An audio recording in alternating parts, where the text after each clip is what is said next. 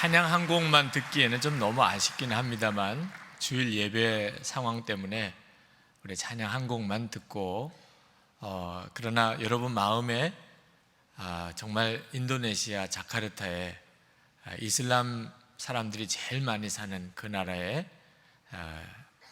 기독교 정신의 종합대학이 선언 열매가 맺어지도록 기도해 주시기 바랍니다. 혹시 여러분 마음에 이 유산은 누구한테 주지? 혹시 이런 생각이 있으신 분들은 하나님의 분별을 잘 받아보시기 바랍니다. 네. 또 어디 있는 땅 하나 이거 참 하나님 어디다고 쓰라고 하는 걸까? 아마 우리가 하나님 앞에 드려서 열매 맺는 일 중에 아마 가장 보람 있는 일일 수도 있겠다고 싶습니다. 우리나라의 그런 기독교 대학들이 가지는 비중을 한번 생각해 보시면 너무나 엄청난 일이 되겠죠. 자, 오늘 말씀을 이제 드리면서 책 하나를 여러분에게 소개를 해드리고 싶은데 조연산 목사님 광염교회 아마 아시는 분들도 많으실 겁니다. 관계 행복이라고 하는 책을 쓰셨어요. 뭐 해외도 우리나라에도 어려운 일, 재난을 당한 곳에 항상 제일 먼저 달려가시는 목사님으로도 유명하지요. 이 목사님이 목회하시는 가장 중요한 주제가 싸우지 말자라는 거래요. 하도 학생 때 다니던 교회에서 어른들이 싸우는 거 보고 예수 안 믿을까 이런 생각까지 했었던 분이라 목회하면서 우리 교회는 어떤 교회가 되어야 될까? 싸우지 말자, 그 생각이 제일 먼저 나더랍니다. 교우들이 싸우길래 왜 싸우냐고 그랬더니 다 잘해보자고 싸우는 겁니다 그러더래요. 그래서 그 다음부터 잘하지 못해도 잘 못해도 좋으니까 우리는 싸우지 말고 그냥 보통 수준으로 하자. 그게 그 교회의 중요한 표어가 됐대요. 잘 못해도 좋으니까 싸우지 말고 그냥 보통만 가자. 그럴 정도로 아주 성도들의 관계를 특별히 중요하게 생각하시는 목사님이 쓰신 책이에요. 사람은 다 누구나 연약한 점도 있고 부족한 점도 있고 또 허물도 있고 누구나 다 어느 사람도 예외 없이 다 똑같이 이 세 가지 다 가지고 있고 잘하는 것도 있고 남보다 뛰어난 것도 있고 다 똑같대요. 그런데 이상하게도 우리가 다른 사람들의 그 연약함과 부족함과 허물을 인정하고 받아주려고 하지 않고 계속 완벽한 사람이 될 것을 요구하듯이 사람이 연약한 거 있으면 무시하고 부족한 거 있으면 멸시하고 공격하고 허물이 있으면 들추어내고 잘하는 거 있는 것은 오히려 작게 여기고 남보다 뛰어난 거 있으면 시기하고 이거 완전히 타락한 관계죠. 이건 타락한 관계 속에서 빚어지는 무서운 갈등을 일으키는 겁니다. 예수 믿으면 완전히 달라져요. 예수 믿으면 사람이 연약한 거 있으면 내가 도와주고 부족한 것 있으면 내가 메꿔주고 그렇죠? 허물이 있으면 덮어주고 또 뭘 잘하는 거 있으면 자꾸 이야기해주고 남보다 뛰어난 거 있으면 인정해주고 그렇잖아요.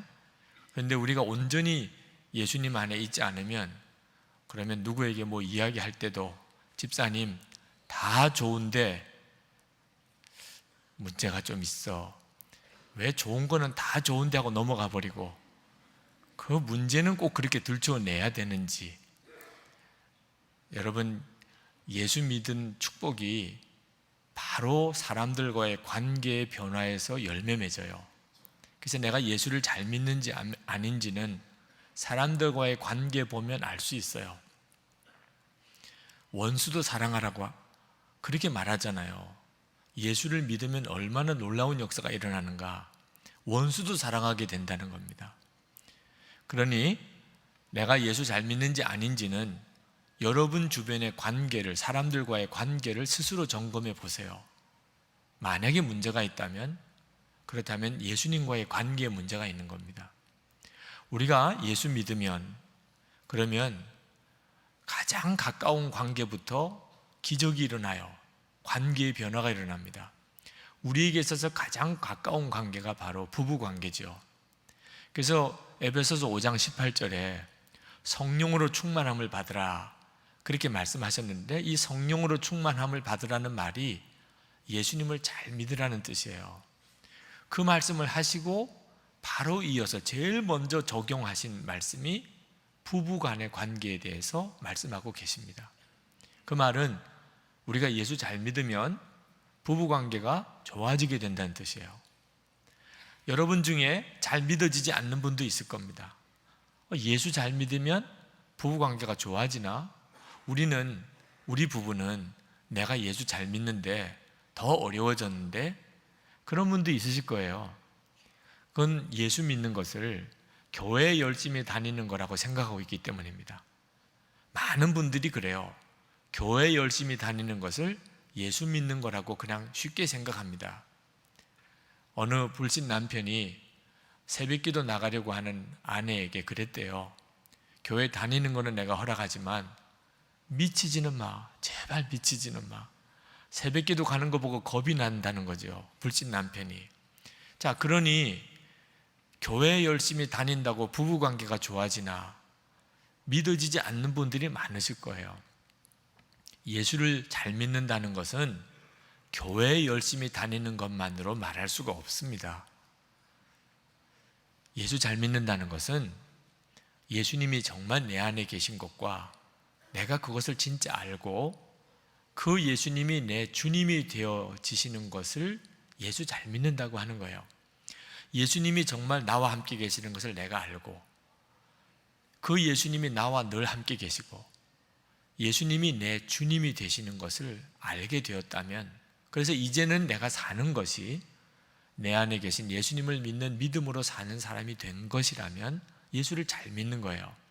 그러면 반드시 부부관계가 좋아지게 돼 있어요. 왜냐하면 내 안에 계신 예수님께서 아내에게 남편을 순종하게 합니다. 오늘 22절 말씀에 보면 아내들이여 자기 남편에게 복종하기를 주께 하듯 하라. 아니, 아내가 남편에게 복종하는데 싫다 할 남편이 어디 있겠어요? 아무리 그가 예수를 안 믿는 남편이라 하더라도 아내가 남편에게 순종하는데 그걸 마다할 남편이 어디 있겠어요? 남편에게는 아내를 사랑하라고 하십니다. 25절에 보면 남편들아 아내 사랑하기를 그리스도께서 교회를 사랑하시고 그 교회를 위하여 자신을 주신 같이 하라. 아내 입장에서 남편이 나를 예전과 전혀 다르게 정말 구체적으로 사랑해 주는데 싫다 할 아내가 어디 있겠어요? 그러니까 여러분, 정말 우리가 예수님을 잘 믿으면 부부관계가 정말 좋아진다니까요. 아내는 순종하고 남편은 사랑하게 됩니다. 그런데 이 순종하고 사랑하는 것이 예수님을 정말 아는 것과 관련이 있는 거예요. 내가 예수님을 살아계신 주님으로 그렇게 알지 못할 때는 불가능한 일입니다. 아내가 남편에게 순종하고 남편이 아내를 사랑하는 것, 사람의 본성으로는 못하는 일이에요. 제가 그동안 아내는 순종하세요, 남편은 사랑하세요 설교도 여러 번 했고 강의도 많이 했습니다. 지나고 보니까 그거 가르쳐 주어서 되는 거 아니더라고 하는 거 깨달았어요. 오히려 싸움거리만 하나 더 주는 거예요. 이게 순종이야? 이게 사랑이냐? 그러면 이러고 싸우네. 하나님의 말씀 가지고 더 싸울 일이 생겨버렸네. 이건 우리 사람의 본성에 전혀 어울리지도 않고 되어지지도 않아요. 며칠 전에 신문을 보니까 영화배우 김지미 씨, 그분의 인터뷰 기사가 실렸는데 흥미롭게 봤어요. 지금은 일흔이라고 하더라고요. 50년 동안 영화배우, 우리나라 1960년대부터 정말 영화 여자 배우로서 톱스타였죠. 미인의 상징이기도 했습니다. 근데 그분이 여러 남자분들과 결혼하고 이혼하고 그렇게 했어요. 대단한 분들하고만 결혼했지요. 네.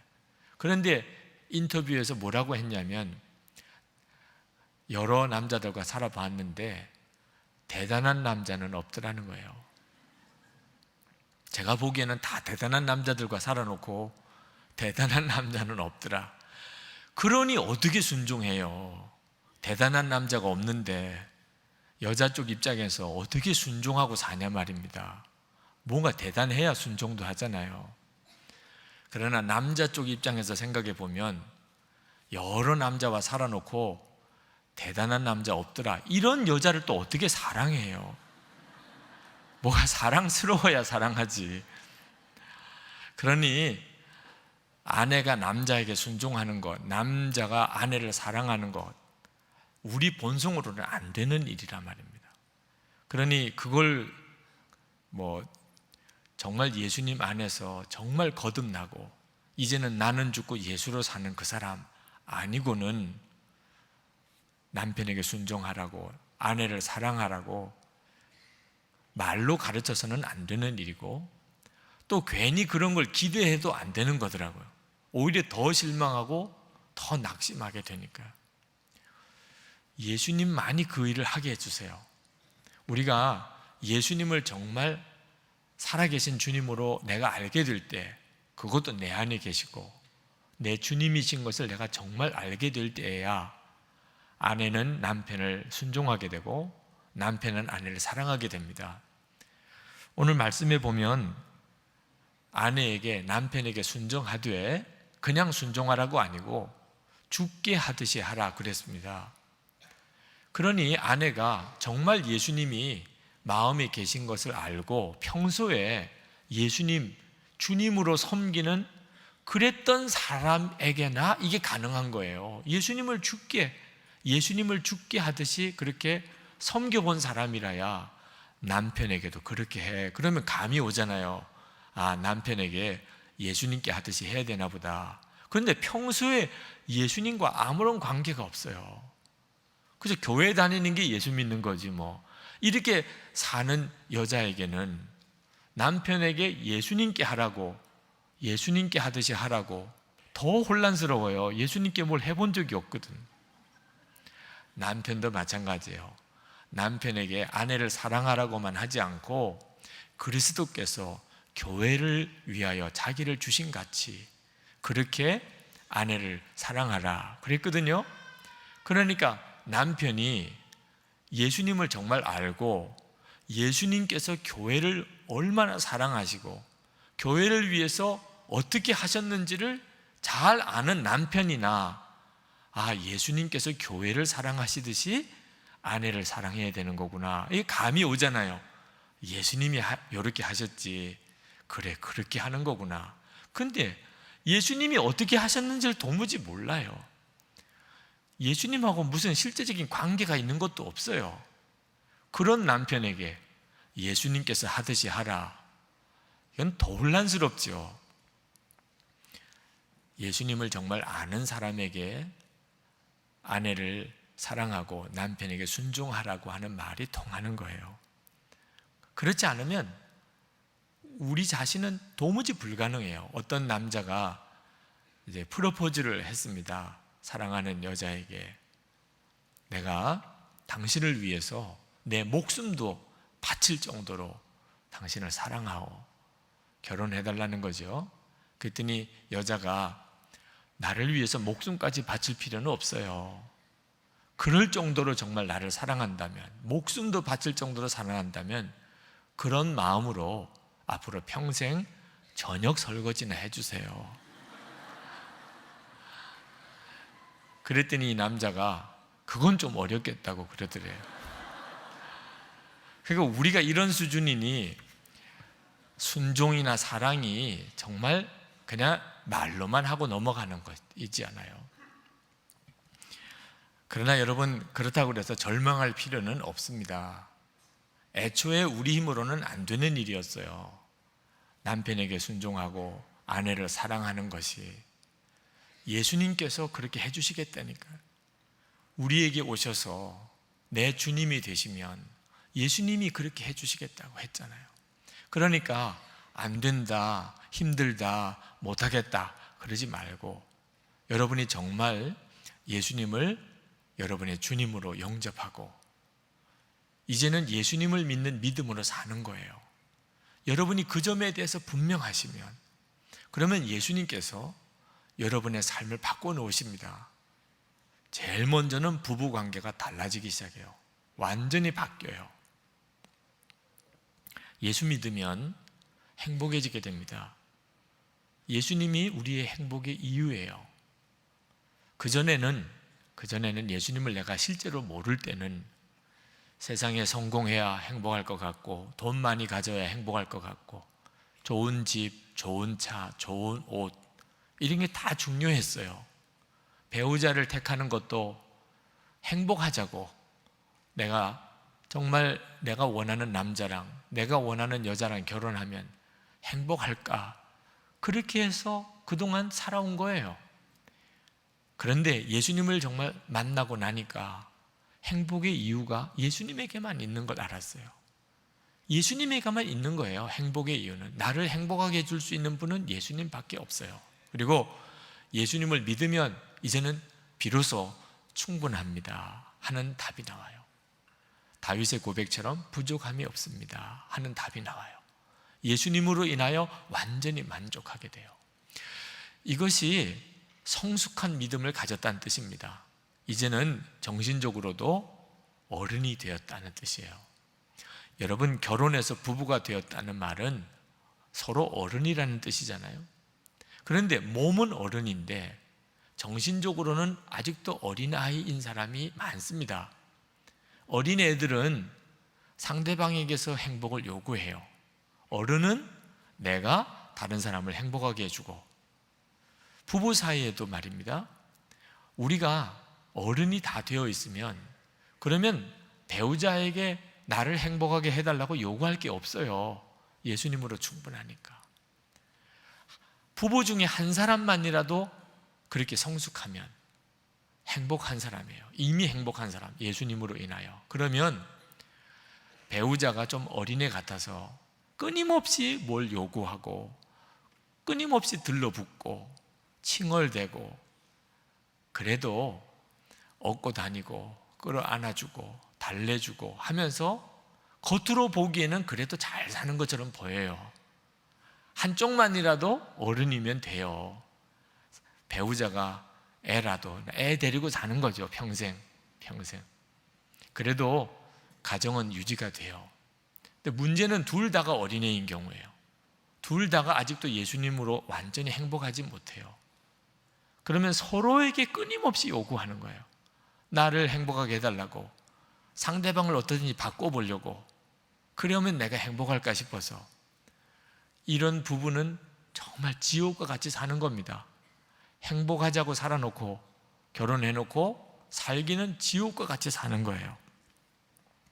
여러분, 정신적으로 어린 사람은 상대가 없으면 살 수가 없다고 생각해요. 그래서 항상 배우자를 붙잡고 배우자에게 들러붙어 살아요. 그러면서도 자기는 그게 사랑이라고 생각해요. 내가 이 여자를, 이 남자를 사랑한다고. 정신적으로 아직 어린 사람은요, 끊임없이 배우자를 고치려고 해요. 이거 고치고 완벽하게 고쳐서 자기를 만족시키려고. 그러면서도 그걸 사랑하기 때문이라고 말해요. 내가 남편을 사랑하니까, 아내를 사랑하니까. 자기가 영적으로 어리고 아직도 예수님으로 행복하지 못한 사람이 되었기 때문인 걸 모르는 거죠. 사람은 불완전할 수밖에 없는데도 완전한 걸 기대하니 이것처럼 힘든 일이 어디 있어요. 그리고 자기 기준이 안 맞으면 배신당했다, 실망했다. 그러니 서로 괴로운 거잖아요. 예수님은요, 한 번도 우리에게 완벽한 걸 요구하지 않으셨어요. 우리가 그렇게 되리라고 믿지도 않으세요. 그러나 예수님은 항상 우리를 사랑하셨어요. 예수님이 우리를 끝까지 사랑하실 수 있었던 이유는 우리를 믿지 않았기 때문이에요. 우리에게 완벽한 걸 요구하지 않기 때문입니다. 그래서 예수님은 실망했다, 배신당했다 이런 말 하지 않으셨어요. 죽기까지 사랑하실 수 있었어요. 믿음의 대상은 우리가 아닙니다. 우리를 완전하게 행복하게 해줄 수 있는 믿음의 대상은 예수님밖에 없어요. 그리고 예수님으로부터 내가 행복해지면 남편을, 아내를 내가 도와줄 수 있어요. 내가 행복하니까, 요구하지 않으니까 비로소 내가 아내를 깊이 도와줄 수 있어요. 남편을 깊이 행복하게 만들어줄 수가 있어요. 예수님이 나를 통해서 그렇게 하실 수 있는 거죠. 요한복음 4장 14절에 이렇게 말씀했습니다. 내가 주는 물을 마시는 자는 영원히 목마르지 아니하리니 내가 주는 물은 그 속에서 영생하도록 솟아나는 샘물이 되리라. 예수님이 영원히 목마르지 않는 샘물이시래요. 이건 정말 놀라운 일이잖아요. 그 예수님을 여러분들이 꼭 만나시라는 거예요. 예수님을 그렇게 여러분이 만나고 나면 이제는 다른 어디서 내가 목말라서 뭘 마시려고 할 필요가 없어요. 내 속에서 영원히 예수님이 솟아나는 샘물이 되시니까. 그리고 남편이 내게서 목을 축이고 아내가 내게서 생수를 얻어요. 부모님도 자녀들도 다 마찬가지예요. 내가 가족을 다 살려내요. 주변의 이웃을 다 살려내요. 여러분, 부부 문제의 원인이 뭐며 해답이 뭔지를 이제는 정확히 아셔야 합니다. 배우자를 고치는 거 아니에요. 예수님과 나와의 관계가 바로 되는 거예요. 우리 부부가 행복한 열쇠가 어딨나? 예수님과 내가 바로 관계가 맺어지면 돼요. 내가 예수님으로 인해서 행복해지는 거죠. 예수님, 나를 행복하게 하실 수 있는 유일한 분이세요. 여러분, 우리 주님의 계획은 결혼이 기적이 되는 겁니다. 예수님이 첫 번째 행하신 기적이 결혼식장에서 일어났어요. 그 말은 굉장한 것을 우리에게 도전해 줍니다. 예수 믿으면 부부 관계에 기적이 일어나요. 물이 포도주가 되는 기적이 일어나요. 그런데 여러분, 전제 조건이 있는데 예수님을 믿어도 바로 믿어야 된다는 거예요. 예수님이 손님이신 경우에, 여러분도 다 잘 알다시피 그냥 포도주가 떨어지고 맙니다. 예수님이 계셔도 예수님이 손님이신 경우 예수님을 제대로 믿는 게 아니라는 거죠. 그저 교회만 왔다 갔다 하지 실제로는 자기 마음대로 사는 사람, 자기가 원하는 게 목적이에요. 이런 사람은 예수님이 결코 그 부부관계를 물이 포도주가 되는 기적을 일으켜낼 수가 없어요. 그런데 예수님이 주인이 되시죠? 종들이 예수님 하자는 대로 다 하게 됩니다. 그때 비로소 물이 포도주가 되는 기적이 일어났어요. 그러니까 여러분, 이제는 정말 분명히 아셔야 돼요. 눈에 보이기에는 남편과 아내밖에 안 보이지만 여러분이 진짜 바라보아야 될 대상은 예수님이세요. 그 예수님과의 관계가 바로 되면, 그러면 우리 부부 사이에 기적이 일어나는데 어떤 기적이 일어나나? 31절에 보면, 그러므로 사람이 부모를 떠나 그의 아내와 합하여 그 둘이 한 육체가 될지니, 비로소 남편과 아내가 한 몸이 된다는 겁니다. 부부가 한 몸이 되어지는 이 역사가 예수님 안에서 일어나는 기적이에요. 믿어지지 않는 이야기죠. 어떻게 그럴 수 있을까? 여러분, 아담과 하와가 하나님이 창조하셨을 때, 그때 아담의 갈비뼈에서 하와를 만드셨다고 그랬습니다. 그 말은 애초에 부부는 한 몸이라는 뜻이에요. 그 하와를 하나님이 처음 아담에게로 데려와서 보여줍니다. 하와를. 그때 아담이 하와를 보고 너무나 감격스러워서 그가 뭐라고 고백했냐면, 내 뼈 중에 뼈요 살 중에 살이로다 그랬어요. 적절한 번역이 잘 안 됐다고 생각은 들어요. 무슨 정육점 이야기 같은 느낌이 드는 표현이긴 합니다만, 핵심은 나와 한 몸이구나, 이런 느낌을 너무 강하게 받았다는 거예요. 아담이 하와를 보는 순간에 나하고 한 몸이구나, 뼈 중에 뼈고 살 중에 살이구나. 그러니까 여러분, 부부가 한 몸이 되는 일은 한 몸이라고 여기라, 한 몸이라고 믿으라, 한 몸이 되도록 애쓰라, 이게 아닙니다. 그래서 되어지지도 않아요. 예수님 안에 있으면 한 몸으로 그렇게 믿어지니 어떻게 해요? 한 몸이라고 여겨지니 어떻게 해요? 아담과 하와가 그런 참 놀라운 하나됨을 경험했을 때가 언제였냐면 하나님과 에덴 동산에서 함께 지낼 때예요. 하나님과 성령 충만하다는 뜻이죠. 그랬는데 갑자기 바뀝니다. 선악과 따먹고 난 다음에 달라져요. 선악과 따먹고 하나님이 책망을 하시니까 아담이 뭐라고 그럽니까? 하나님이 주셔서 나와 함께 있게 하신 여자, 그가 그 나무 열매를 내게 주므로 내가 먹었나이다. 아니, 이렇게 사람이 바뀌어도 되는 겁니까? 내 뼈 중에 뼈요 살 중에 살이라고 그래놓고 지금은 이 여자가 먹으라고 그래서 먹었습니다. 아니, 자기가 먹으라고 한 것과 똑같지요. 자기 뼈 중에 뼈요 살 중에 살이라며. 어떻게 그 여자가 다르고 내가 달라요? 타락하고 나니까 눈이 확 달라진 거예요. 그러니까 여러분의 부부 관계가 한 몸처럼 그렇게 당연히 여겨지는지, 아니면 그 사람은 그 사람이고 나는 나고 이렇게 생각되는지 따라서 지금 여러분의 영적인 상태가 그대로 드러나는 거예요. 여러분, 남편 아내 사이에 어떠세요? 서로의 허물이 다 자기 허물처럼 그렇게 여겨지나요? 누가 뭘 잘못하면 내가 잘못한 걸로 여겨지고, 뭐가 문제가 있으면 그게 내 문제로 생각이 되고, 그렇습니까? 아니면 그 작자는 여전히 그 모양이다고, 하나도 안 변한다고. 여러분이 남편과 아내에 대해서 느끼는 그것이 바로 여러분의 영적인 상태를 말해주는 거예요. 이 몸 안에 있는 지체는요, 자존심 싸움이 없어요. 머리라고 교만하고 발가락이라고 열등하고 그런 게 없잖아요. 몸이니까, 한 몸이니까.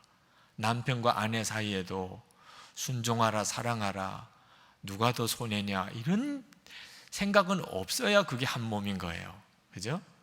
여러분, 결혼하고도 여전히 지금도 내가 더 손해냐, 저 사람이 더 손해냐, 이런 생각 하십니까? 결혼식장에 가보면 하객들이 맨 그 계산하고 앉아 있어요. 신랑 쪽이 조금 처진다, 신부 쪽이 수지 맞았네, 다 그렇게 생각하고 있네. 결혼하고도 여전히 누가 손해냐, 누가 이익이냐, 이런 생각을 하는 것 자체가 한 몸이 아니라는 거죠. 예수님 안에 있지 않으면 절대로 그렇게 하나 안 돼요. 그런데 기적이 일어나는 거죠. 내가 예수님을 알고 그 예수님에게 내가 순종하고 예수님이 내 삶의 목적이 되는 순간에 더 이상 아내는 남이 아니고 남편도 다른 사람이 아니에요. 그의 허물이 곧 내 허물이고, 그죠? 그의 잘못은 내 잘못인 거죠. 이런 기적이 진짜 일어날까요? 그래서 예수님께서 교회에 대하여 가지고 있는 주님의 역사, 섭리를 우리에게 부부관계에 적용해 주셨어요. 32절에 보면 이 비밀이 크도다, 내가 그리스도와 교회에 대하여 말하노라. 왜 갑자기 예수님과 교회의 이야기가 나옵니까? 예수님이 교회의 머리시고 교회는 예수님의 몸이라고 하셨잖아요. 우리가 그걸 믿어요. 이거 얼마나 놀라운 믿음이에요. 우리들끼리만 모인 거 아니라는 거예요. 우리가 이렇게 모인 교회는 실제로는 예수님이 머리시고 우리는 예수님의 몸이고 우리들은 다 지체일 뿐이에요.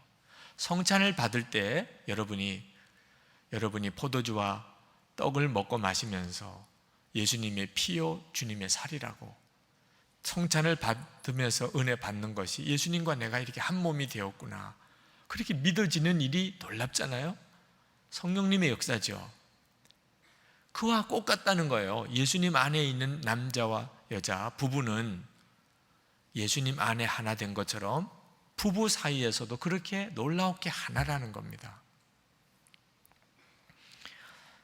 예수님과의 관계가 부부 삶을 변화시키는 거예요. 완전히 부부를 하나 되게, 한 몸 되게 만드는 겁니다. 그러므로 혹시 부부 문제 때문에 힘드신 분, 예수를 믿어도 남편 문제 때문에, 아내 때문에 속상하신 분들, 오늘 여러분의 문제 해결의 길을 잘 찾으셔야 됩니다. 예수님과의 관계를 바로 하시는 거예요. 예수님께서 여러분에게 남편과 아내와 하나 되는 놀라운 눈을 열어주고 힘을 주십니다.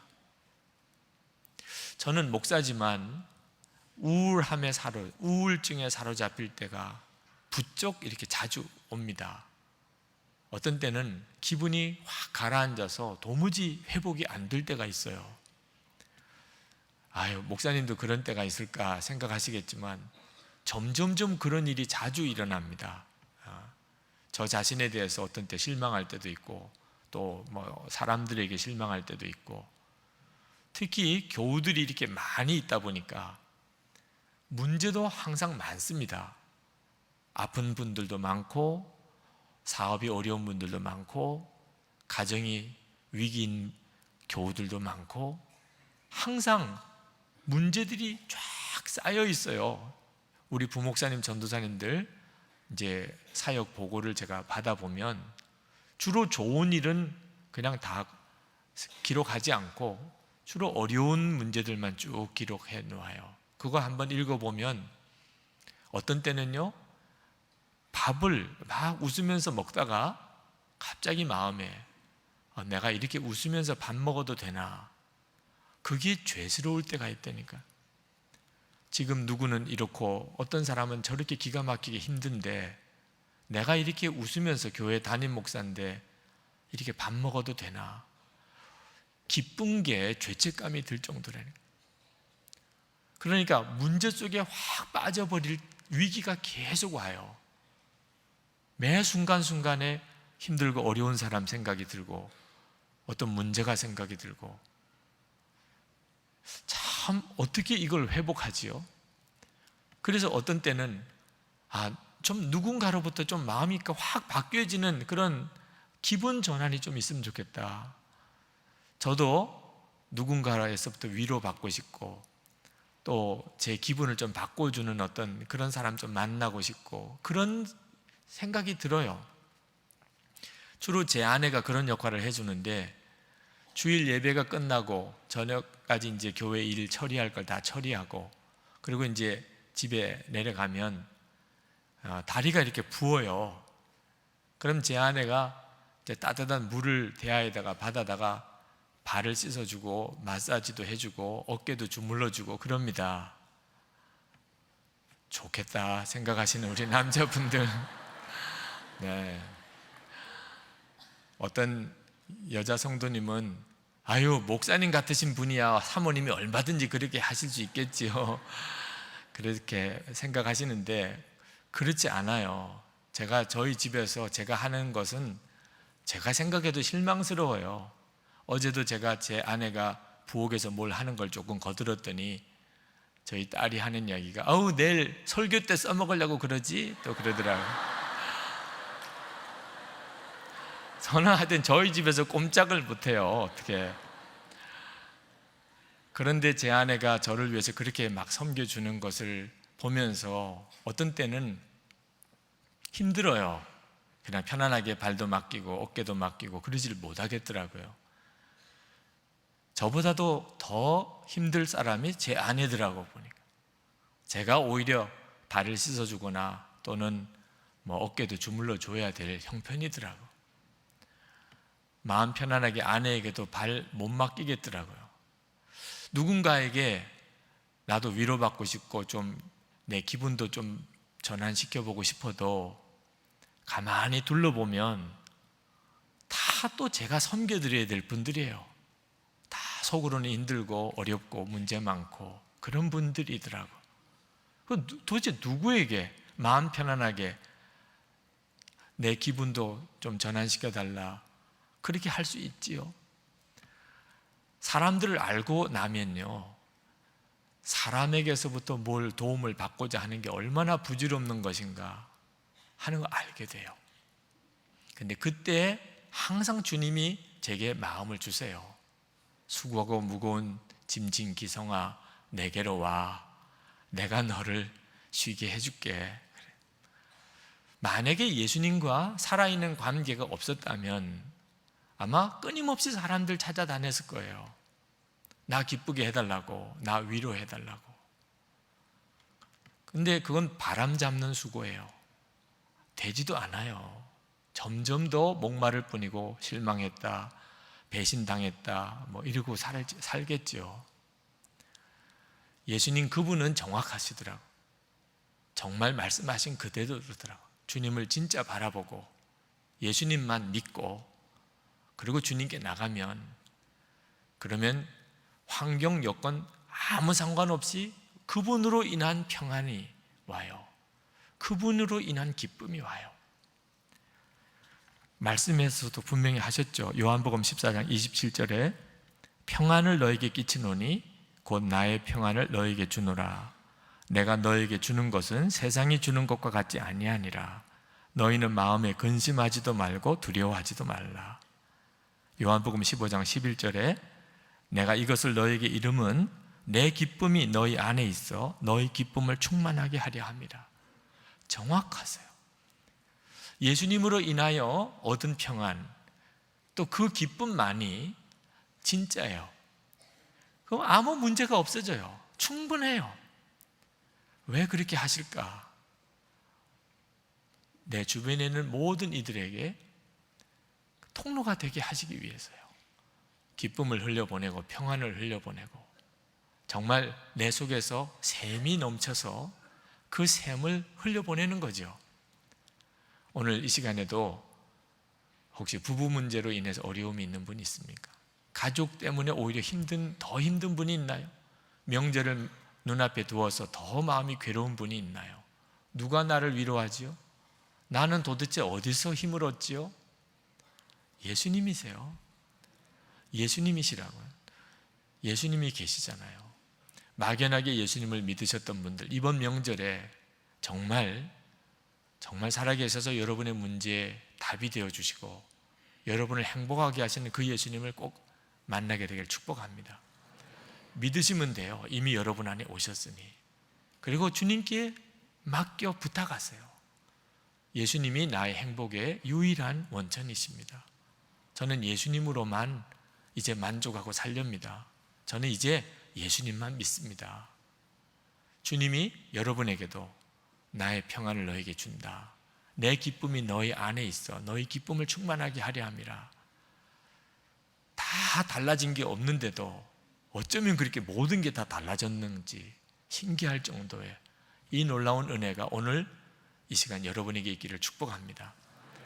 이제 세상과 사람을 보는 눈을 감고 지금 여러분과 함께 계시는 예수님을 바라보는 시간을 좀 갖겠습니다. 예수님, 제가 이 시간 주님을 바라봅니다. 제가 그동안 엉뚱한 데서 행복을 찾았습니다. 위로를 찾았습니다. 주님이십니다. 예수님이십니다. 이제는 내가 아내를, 남편을, 부모와 자녀들을 붙들어 살려내게 해주소서. 나는 아무 힘이 없지만 주님이 나를 통해 하소서. 우리 다 같이 통성으로 기도하겠습니다. 은혜와 사랑에 충만하신 아버지 하나님, 주관하시고 역사하소서. 오늘도 사모하고 갈급한 사랑하는 모든 성도들을 주여 축복하시고 역사해 주소서. 아버지 하나님, 맞습니다. 주님이십니다. 주 예수님이십니다. 그일과 은혜로 더욱 함께 하시는 주님이십니다. 아버지 하나님, 만져주시고 만나주시고 머리에 손 얹어주시고 마음의 깊은 곳까지 오셔서 빛이 되어 주소서. 하나님, 정말 빛이 되어 주님의 역사를 보게 하시고 주님 함께 계심을 알게 하시고 주님을 온전히 붙들게 하소서. 아버지 하나님, 말씀하신 대로 우리 속에서 샘이 넘치는 역사, 하나님 정말 말할 수 없이 넘치는 하나님 생수의 놀라우신 역사를 오늘도 사모하고 갈급한 모든 성도들에게 하나님 부어주시고 일으켜 주소서. 다시 하나님 일으켜 주소서. 하나님 가정을 능히 하나님 지켜나갈 수 있도록 주님 붙들어 주소서. 아버지의 축복의 통로로 삼아 주소서. 주 예수님 감사합니다. 감사합니다. 은혜와 사랑이 충만하신 하나님 감사합니다. 이 시간 우리 가운데 함께 계시고 역사하시니 주 예수님, 주님을 찬양합니다. 오늘도 예배하는 모든 성도들 머리 위에, 그리고 그 부부 사이에 주여 축복하소서. 빛으로 마음 깊은 곳까지 임하셔서 하나님 그 속에 있는 모든 것이 다 드러나게 하시고, 수고하고 무거운 짐 정말 주님께 다 맡기고, 약속하신 대로 주의 평강으로 부으시고 주의 기쁨으로 채우소서. 샘이 넘쳐 흐르게 하소서. 예수님으로 인하여 누리는 말할 수 없는 축복과 은혜, 하나님 충분한 행복, 부족함이 없는 행복으로 주여 이 시간에 축복해 주소서. 주님과의 교제가 더 깊어지게 하시고 가슴 설레게 하시고 기도와 말씀 중에 더 깊이 주님을 알게 해 주옵소서. 가정을 살려내게 하소서.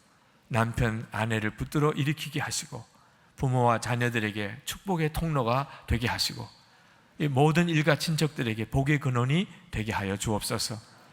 감사합니다. 우리의 예배를 받으신 주님 찬양합니다. 하나님 정성스럽게 준비한 귀한 헌금을 주님께 봉헌해 드립니다. 하나님 영광 위하여 귀하게 사용되게 하소서.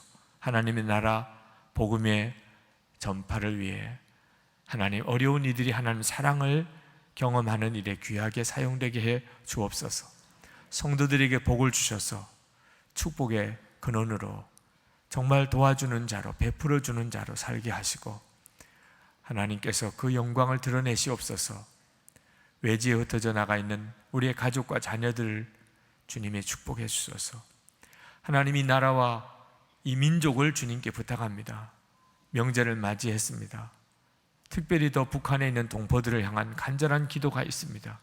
살려주소서. 주님, 이 대한민국 안에 교회와 성도들이 부흥되어 일어나게 하시고 거룩한 무리들로 하나님이 쓰시는 교회들로 일어나게 하시고 하나님 저 북녘 땅에 복음이 증거되고 생명의 복음이 전해지고 이 민족이 평화의 나라가 되어서 세계 주의 복음 전하는 사명 국가가 되게 하소서. 열방에 흩어져 있는 선교사님들에게 오늘도 변함없이 은혜를 주시고 주님 힘을 주소서.